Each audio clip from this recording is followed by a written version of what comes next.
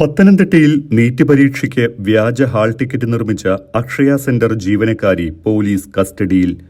നെയ്യാറ്റിൻകരയിലെ Akshaya centre ജീവനക്കാരി തിരുവരം സ്വദേശിനി ഗ്രീഷ്മയെയാണ് police കസ്റ്റഡിയിലെടുത്തത്. വ്യാജ ഹാൾ ടിക്കറ്റ് നിർമ്മിച്ചുവെന്ന് ജീവനക്കാരി സമ്മതിച്ചു. അക്ഷയ സെന്റർ ജീവനക്കാരി വഞ്ചിച്ചതാണ് എന്ന് നീറ്റ് പരീക്ഷയ്ക്കിടെ പിടിയിലായ വിദ്യാർത്ഥി കഴിഞ്ഞ ദിവസം മൊഴി നൽകിയിരുന്നു. നെയ്യാറ്റിൻകര അക്ഷയ കേന്ദ്രത്തിലെ കമ്പ്യൂട്ടറും ഹാർഡ് ഡിസ്കും പോലീസ് കസ്റ്റഡിയിലെടുത്തിട്ടുണ്ട്. 4 മാസം മുൻപാണ് ഗ്രീഷ്മ നെയ്യാറ്റിൻകരയിലെ അക്ഷയ കേന്ദ്രത്തിൽ ജോലിക്കെത്തുന്നത്. ഗ്രീഷ്മയുടെ പരിചയക്കാരിയാണ് നീറ്റ് പരീക്ഷ എഴുതാൻ എത്തിയ കുട്ടിയുടെ അമ്മ. പരീക്ഷയ്ക്കായി 1800 രൂപ ഫീസ് നൽകിയെങ്കിലും സമയബന്ധിതമായി ഫീസ് അടയ്ക്കാൻ ഗ്രീഷ്മയ്ക്ക് കഴിഞ്ഞില്ല.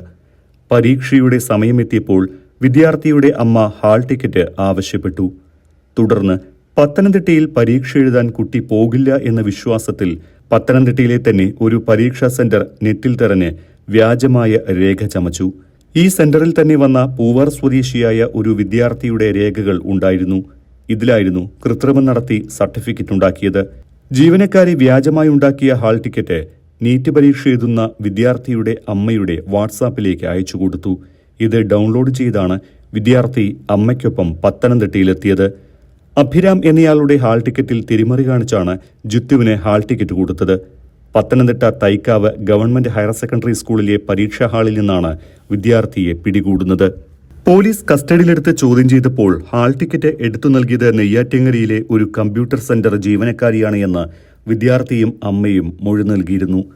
തുടർന്നാണ് ജീവനക്കാരിയെ പോലീസ് കസ്റ്റഡിയിലെടുക്കുന്നത്. അഡ്മിറ്റ് കാർഡിൽ പരീക്ഷാ സെന്ററായി Pathanamthitta Marthoma higher secondary school എന്നായിരുന്നു രേഖപ്പെടുത്തിയിരുന്നത്. ഇന്നലെ രാവിലെ അമ്മയ്ക്കൊപ്പം വിദ്യാർത്ഥി ഇവിടെയെത്തി. എന്നാൽ ഈ സ്കൂൾ പരീക്ഷാ സെന്ററായിരുന്നില്ല. തുടർന്ന് തൈക്കാവ് സ്കൂളിലെത്തി. കാർഡിലെ നമ്പർ പരിശോധിച്ചപ്പോൾ വിദ്യാർത്ഥിക്ക് ഇവിടെ പരീക്ഷ ഇല്ല എന്നാണ് കണ്ടത്. QR കോഡ് സ്കാൻ ചെയ്തപ്പോൾ മറ്റൊരു പേരാണ് തെളിഞ്ഞത്. പരീക്ഷാ നടത്തിപ്പ് ചുമതലയിലുണ്ടായിരുന്ന ഒബ്സർവറും സ്കൂൾ അധികൃതരും വിവരം സ്റ്റേറ്റ് കോർഡിനേറ്ററെ അറിയിച്ചു. വിദ്യാർത്ഥിയുടെ അവസരം നഷ്ടമാകേണ്ടെന്നും പരീക്ഷയ്ക്കെത്താത്ത വിദ്യാർത്ഥിയുടെ സീറ്റിലിരുന്ന് പരീക്ഷ എഴുതാൻ അനുവദിക്കാമെന്നും തീരുമാനമായി. തുടർന്ന് 1 മണിക്കൂർ ഈ വിദ്യാർത്ഥി പരീക്ഷ എഴുതുകയും ചെയ്തു.